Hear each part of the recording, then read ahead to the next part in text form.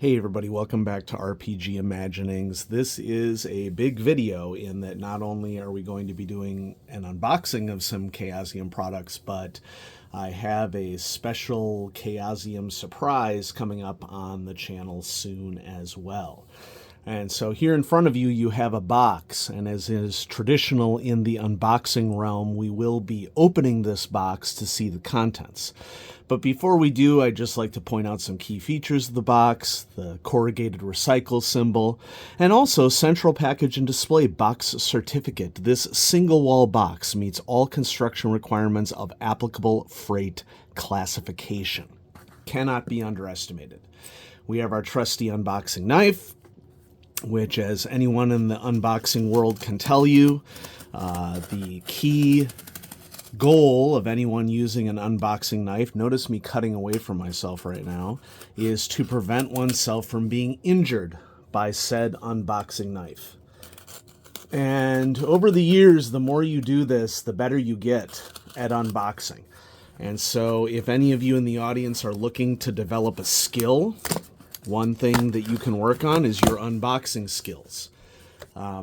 My personal unboxing skills, after many years of doing this, are rated at about a 25 on a BRP scale. So just keep that in mind.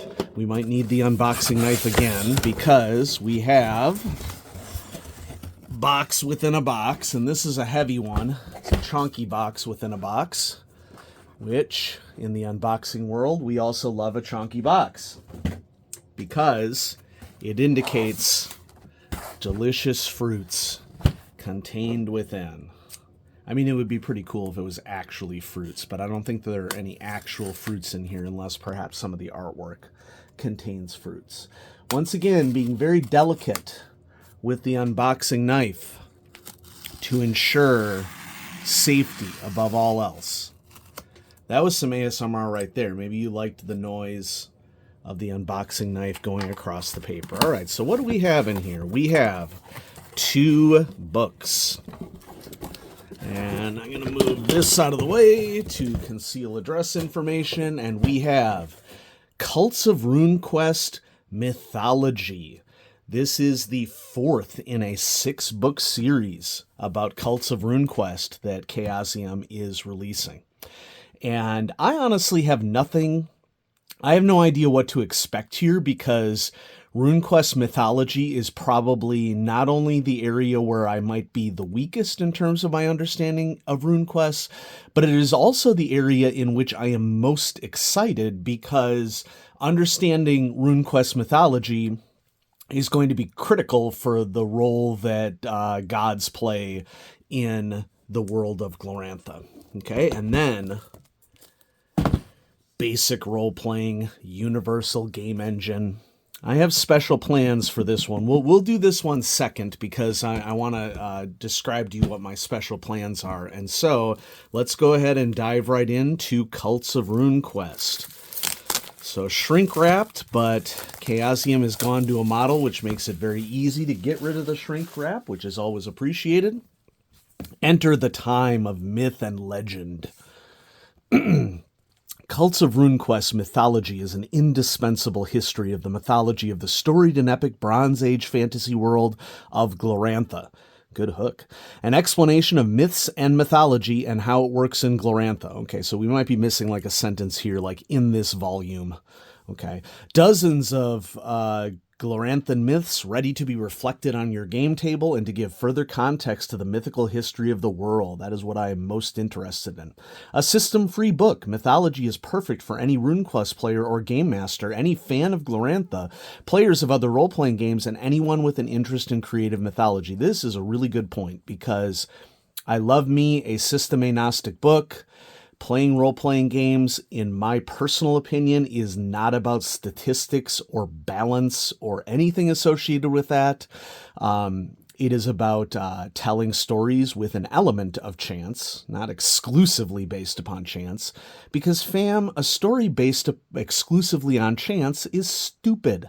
Okay, it wouldn't make any sense. It doesn't hit the part of the human brain that enjoys storytelling from an evolutionary safety perspective. This supplement is an enhancement of to Cults of RuneQuest. It is intended to provide a greater understanding of the rich and textured mythological world of Glorantha. Nice. All right. As always, very attractive cover art. I really like the variety of this, and one of the highlights of the new RuneQuest line, RuneQuest Roleplaying in Glorantha from Chaosium, is a return to many colored images. And so these are just beautiful images with many colors, and we're going to rock and roll some awesomeness here. All right. Here we have our title page. Writers, Greg Stafford gets first author credit, which is wonderful to see because this is largely based off of his original work. And then Jeff Richard was also a contributing writer. We have some big names in modern Chaosium artists. Luke Musi, Agatha Pitti, and Katrine Dareem. Three huge artists in this realm. And so shout out to everybody who worked on this series of books. Shout out to Brian Holland in marketing for not only helping out with getting products like this out to those of us who are reviewers and celebrators of Chaosium products. And so this is a sponsored video. These books were sent to me by Chaosium. Brian got me in touch with the special future project that I'm going to be releasing next week for Chaosium product.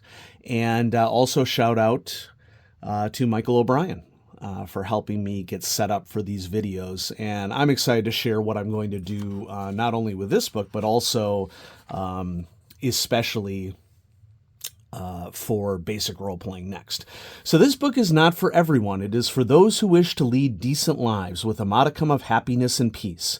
We wish good for ourselves and our family and for the world at large. You, curious scholar, are probably an urbanite, educated among your contemporaries with a decent and reliable source of income.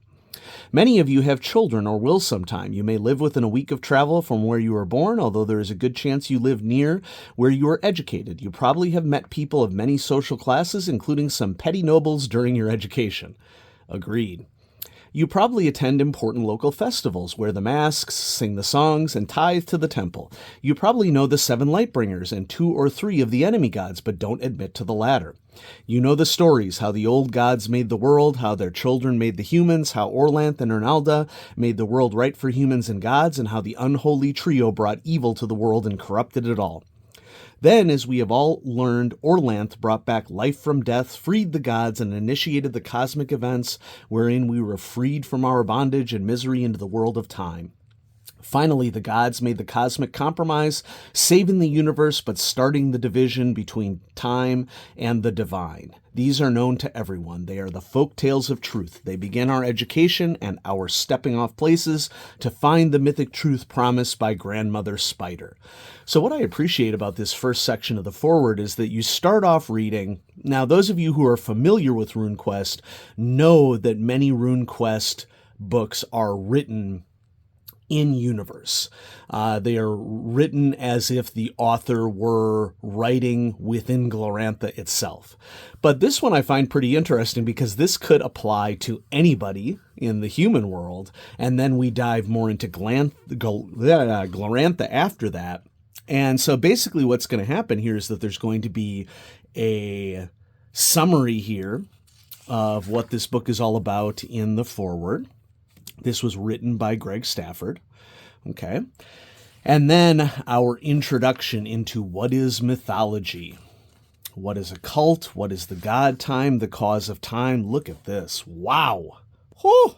Calendar Wheel of Glorantha. That is amazing. That is artistry if I've ever seen it. This painted stone calendar wheel marks the high holy days of more than 100 cults. The wheel is divided into outer and inner wheels. The outer wheel is subdivided into 5 seasons, and each season is divided into 7 days and 8 weeks, each marked with runes. The outer rim shows the phase of the red moon for that day. Each high holy day is marked by a glyph representing the deity. The inner wheel represents sacred time, and consists of 14 panels, each marked with a rune. As with the outer wheel, each high holy day is marked by a glyph. The wheel itself is over 3 meters in diameter, and it was constructed around 1600 ST and was displayed in the center of the City of Wonders. It was taken by Herrick the Berserk in 1624 ST and brought to Boldholm in 1628. So, not only fantastic artwork, but it's an example of a form of iconography that you would expect to see representing culture and religion in Glorantha. And I think that this is going to make it so much easier for me to understand the mythology of Glorantha, because a lot of my understanding is largely divided amongst multiple different, how would I describe it? Sphere isn't the right word, groupings of understandings of the mythology, but I don't really understand the mythology as a whole yet. And that's something that I think that this book is going to solve for me, and part of the reason why I was anticipating it so much, because this seems to me like a book that is going to knit together all of the amazing concepts of Glorantha. Here is the cosmology of Glorantha. That is just cool as all heck. Oh my gosh, what a visual feast. That is just amazing. RuneQuest role-playing in Glorantha probably has amongst the best art, if not the best art, for role-playing games nowadays. That is just spectacular. And then you have plenty of information on the side page, and this was laid out very well so that you have the image on one side and the definitions on the other side, so you don't have to turn a page. You know, what a lot of people don't understand about layout is that quality layout, you would be thinking ahead to what the reader's experience would be under these circumstances. It's not just getting stuff to fit on a page, but also thinking about the end point of everything. And what do we have here? What? Holy crud. Wow. This is a within book fold out. Very sturdy, by the way. Any of you who enjoy books know that fold-outs are a risky proposition within a book because it's so easy to tear them if you aren't careful. But folks, let me tell you, as a fan of fold-outs, but also someone who is cautious of their use in books, this is a really sturdy fold-out that is really well designed. Not only high quality, very thick paper, but when you fold it together here, it fits in without it needing to go directly, completely into the crease in the center. And so somebody thought this through, and it is obvious. And so this appears to be a collage of some of the primary mythological stories of Glorantha. And there's no way I'm going to do this justice in the video that I have. But that is a hugely pleasant surprise. Wow. I did not expect that at all. So, okay, excellent, wonderful. I flipped the page and I was not only rewarded by that, but I was also rewarded by a section on hero questing, which is a huge component of the mythology of Glorantha, but hasn't really been given detailed treatment in a lot of books. And so we get a detailed treatment of hero questing here. And, you know, by detailed, I mean it's like, let's see, 1, 2, 3 plus pages. Okay, but you know, I think that hero questing is an example of something that is, easy to learn, but then lifetime to master sort of thing. So we have runes and their owner. Condition runes, partial runes, the world. So here's Genertella, the northern continent, and Pomaltella, the southern continent, which most of RuneQuest role-playing in Glorantha has focused just on this small area of Dragon Pass up here in this continent. But it's lovely to put everything in context. We have a ribbon.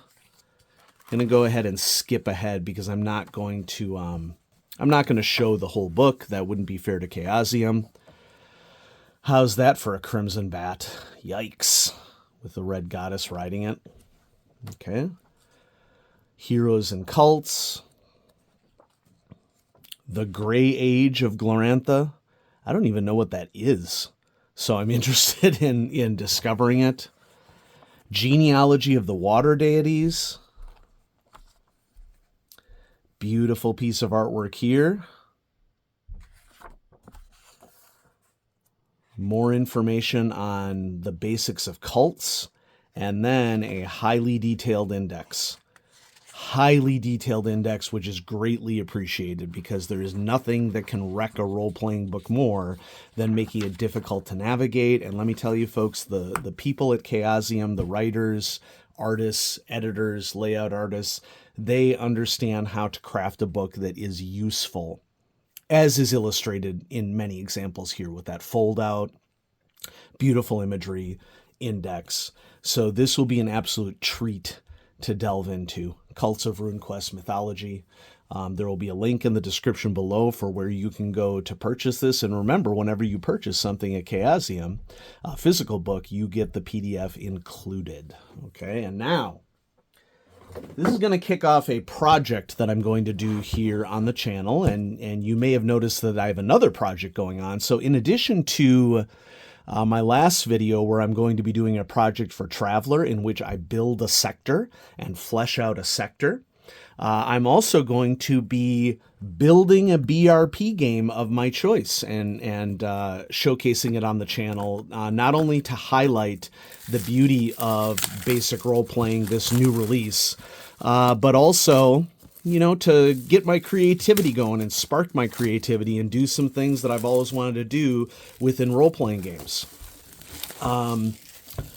Little history. So basic role-playing is the primary engine that drives Call of Cthulhu and RuneQuest and Pendragon, and is a legacy system in the tabletop role-playing genre. It is my preferred system because it is elegant, it's simple. You can put as much or as little crunch into it that you want and still feel that the little amount of crunch that you put into it is working for the game rather than against the game. One of my big concerns in role-playing is that the more you attenuate to crunch, there is a tendency to not be able to give as much mental effort to other components of the game, such as storytelling. Basic role-playing first debuted with RuneQuest, I believe.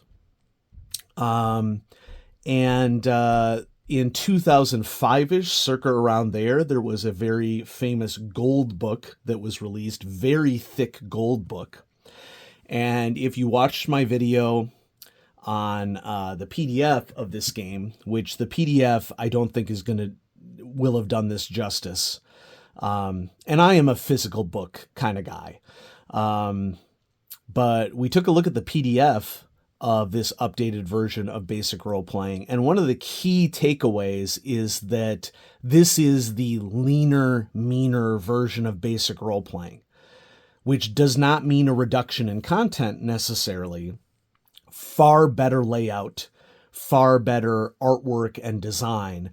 And so I think that this is definitely going to go down as a definitive version of basic role-playing, because if you look at the gold book, no offense to the authors of the gold book, but the layout was very spread out. Now, don't get me wrong, I like a large font size within a book because as someone who has a very mild visual impairment, such as me, and my low light vision is becoming particularly tenuous over time, I prefer larger text.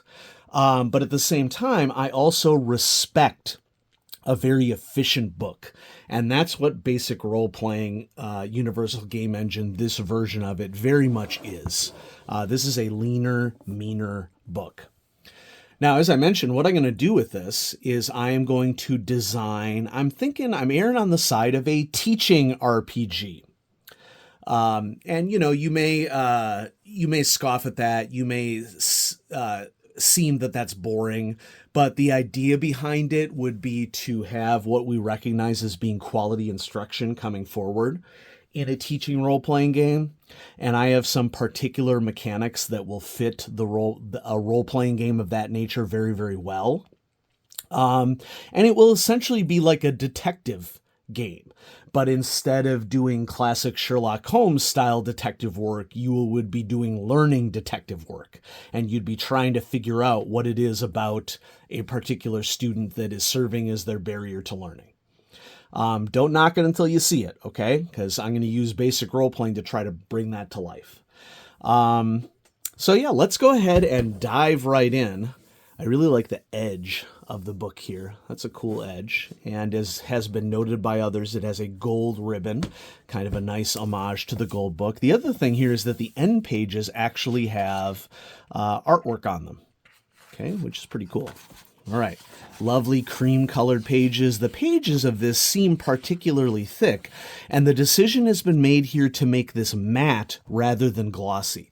And I find that interesting. I don't know what the logic was behind that decision. I don't have any problem with it. I actually prefer matte pages to glossy pages.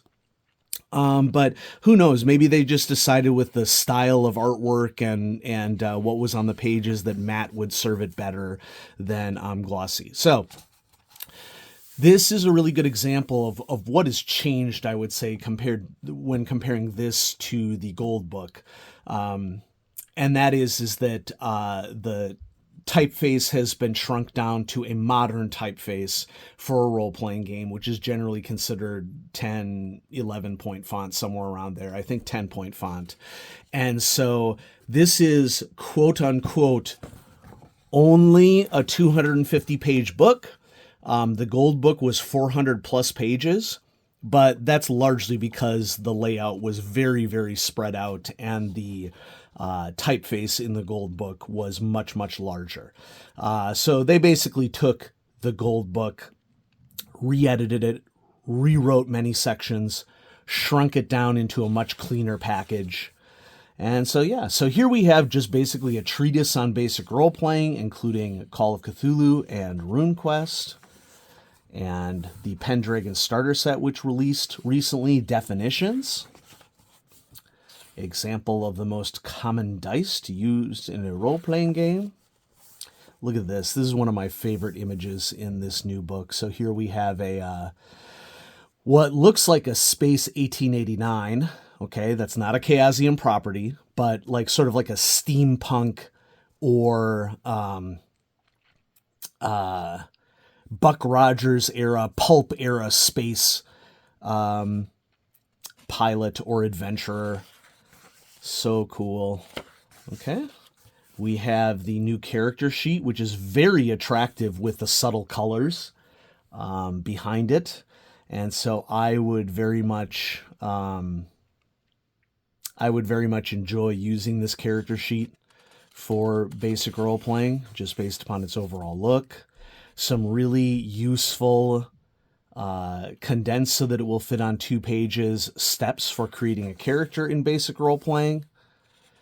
And one thing that we're probably going to do here is I'm just going to skip ahead to some of the settings because the mechanics in basic role-playing are very straightforward. And so here we have a fantasy setting,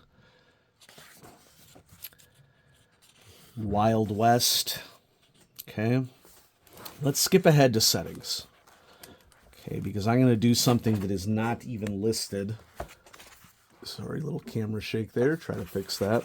I'm going to do something that is not even listed in these settings because, folks, role-playing games should be an execution of creativity on the part of people. And, we're living through an odd time here in which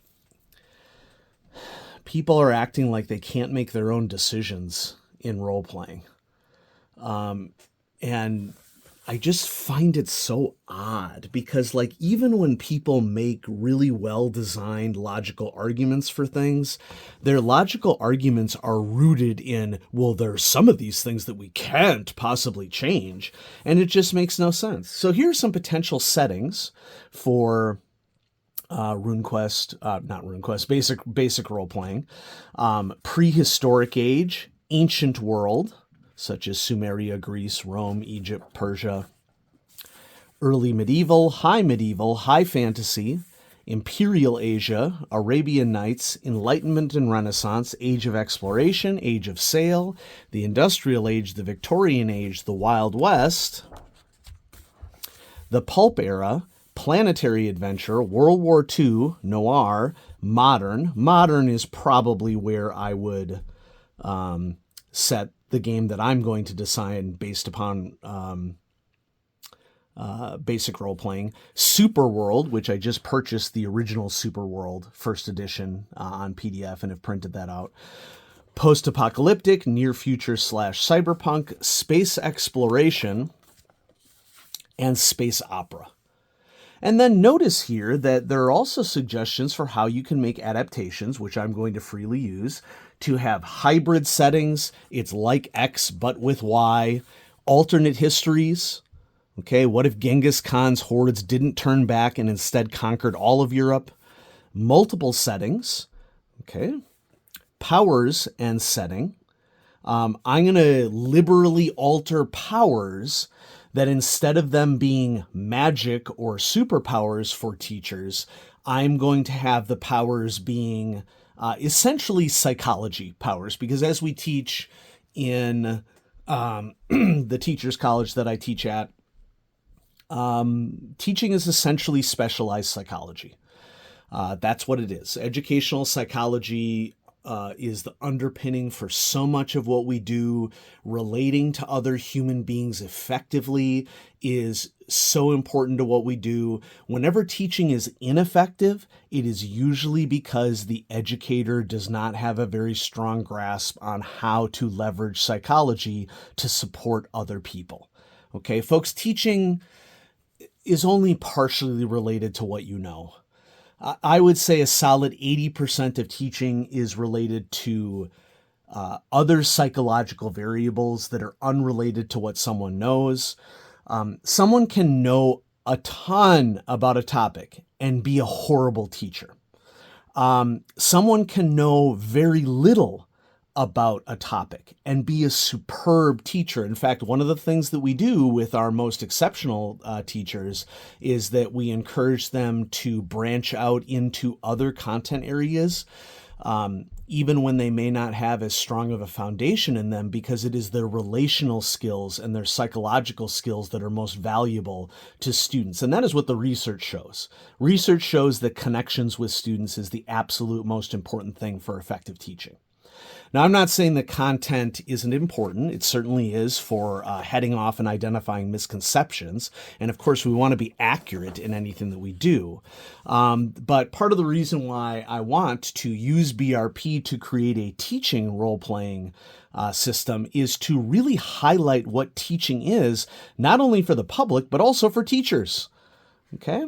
And so who knows? Chaosium seems to be implying that they are going to be releasing a Miskatonic Repository Johnstown Compendium publication possibility for BRP. And who knows, maybe that would be something that I would be willing to publish the teaching RPG on, and that would be pay what you want. I would not make it for a required amount because as an educator, I don't feel good about charging for sharing education to the world. Education should be free, and I am vehemently against making money for anything education related or teaching related. So there it is, Basic Role-Playing. Wow, what a fantastic book. The PDF did not do justice to how fantastic this book is, in my opinion. And so they did a really great job of not only updating basic role-playing for the modern era, but also designing a fantastic book. Just like Cults of RuneQuest Mythology is a fantastic book. And so check these out, folks. There are links in the descriptions below as to how you can purchase. And when you purchase, you get a PDF included. When you purchase a physical product at chaosium.com, you get the PDF included. And I am so delighted to be able to share this with all of you. Thanks again to Chaosium for supporting the channel. And there's going to be a lot more coming, especially with system design for basic role-playing is going to be the next one of the 2 projects that I'm working on the channel to emphasize creativity. And so I'm thinking of making end of 2023 and start of 2024 a focus on creativity on the channel, because that is one of the best parts of role-playing. So thanks everybody for watching. Have a great day.